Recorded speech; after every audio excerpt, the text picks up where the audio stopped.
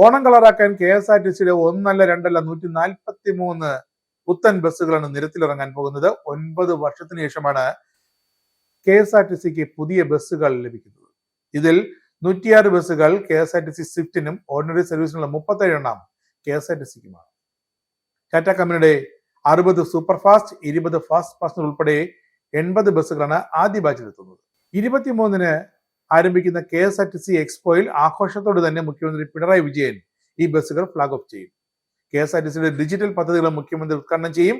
പുതിയ travel card, student കാർഡുകൾ എന്നിവയും പരിപാടിയിൽ അവതരിപ്പിക്കും. 10 AC സ്ലീപ്പർ കം സീറ്റുകൾ, 8 AC സെമി സ്ലീപ്പറുകൾ എന്നിവ ഉൾപ്പെടെ പ്രീമിയം ബസ്സുകളാണ് അശോക് ലേലൻഡ് എത്തിക്കുക.